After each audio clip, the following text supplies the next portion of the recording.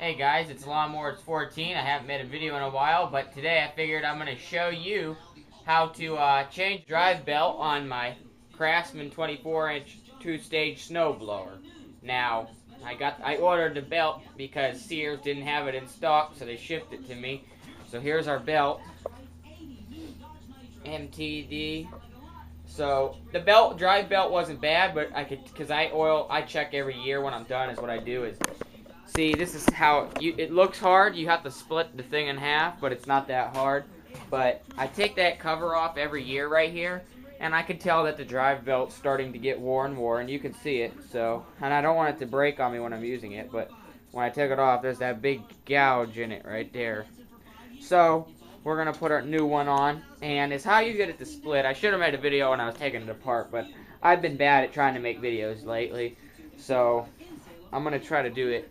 So if you guys ever have to change a belt on these, it's not that hard. I didn't even look at the directions. Okay, my battery went dead on my other one. So, what there is this belt had, like I said, a little gouge in it, the old one, and it was pretty wore out, so I was wanting to check it out, make sure it's working.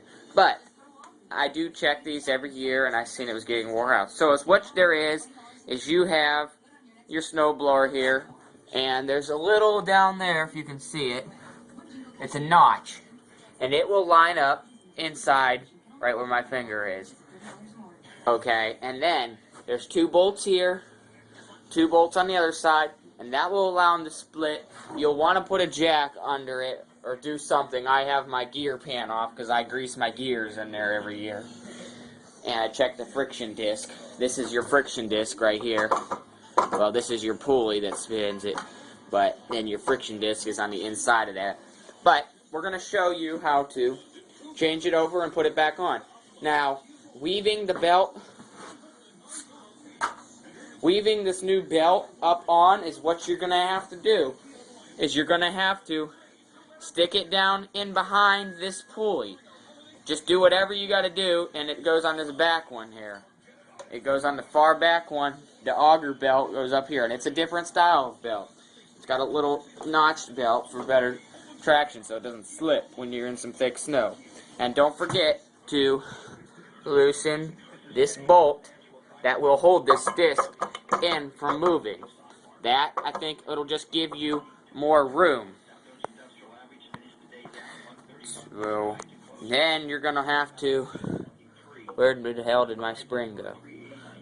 You will have to take apart this spring here, unhook it. That is your drive belt one. And where is my spring? There is a spring that holds this in too. I don't know clue where it dropped to, but oh, I see it laying there.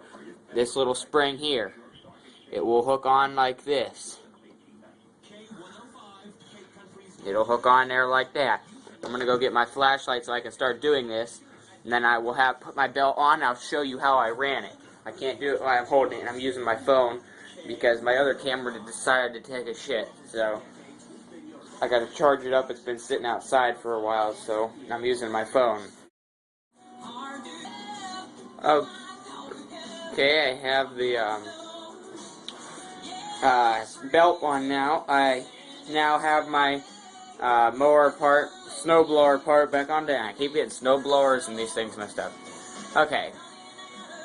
Now, when you go to put your drive belt on, there's this little lever right here, right where my index finger is that I'm moving.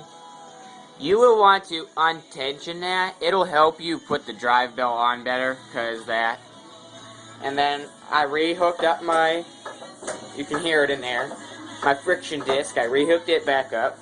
And you'll want to take these out when you unhook it, because it gives you a lot more play, and that is just keeping it out of way of hitting the gear. Okay, then when you do have it split, you'll want to put a brick or something right there. Now that I have it done, I have it in there. It slides into place pretty simple, and then you just pop your belt on, and then I've got my 2 screws in, and it's where's my socket? It's a 1/2-inch socket right here. You'll just want to get them all in there, give them a little crank, give them a little crank, and then do the other side, so you can still get some play out of it. Then after that, don't forget to re-hook up this one either. This one is your Snowblower clutch, and it'll hook up to this pulley tensioner that I am pushing on, that tensioner. After that, you'll want to re-hook on your auger clutch by relocating it. You leave one on and it'll just click in there like that, and then it'll work once I get the other bolt in it. So that's all it takes, and I'm gonna right now get these other two bolts put in to hold the snowblower on. And the holes line up pretty simple. See, that one went right in. Same with this one, it went right in. And that's all you take. Give them a little crank. Now you got them in, you can tighten them down. That's all it takes. So give them a little crank and snugging it down. Don't over tighten it because they're not nut and bolt. And that's all it is, pretty much. Just don't, like I said, don't forget to hook up your auger clutch assembly that I have laying right there, hanging over the tire. It looks like a big project, but really it's not, if you know what you're doing. I don't mind doing it. This was the first time I did it. I thought it was going to be hard to change that belt. I'm like, oh shit, how am I going to get that thing out of there? Because it looks tucked in there. But once you split this thing in half, it comes apart real simple. So now you just got to tighten it back up, and should be good to go. And she'll be ready for some more snow blowing this winter. Okay, so I'm going to get that bolted up, snugging on, and get my clutch and my auger assembly back together. Then I'm going to grease my gear up while it's on. So let's get her done. Okay, all together. Everything's put away. I'm happy today because this was a simple job. I don't mind doing this. It looked like it was tore apart, but it went together within less than a half hour.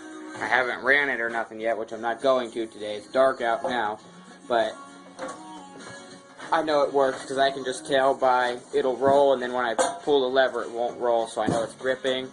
And I already noticed that the clutch thing was working. I did the oil change on it for the year and everything else, so she's good to go.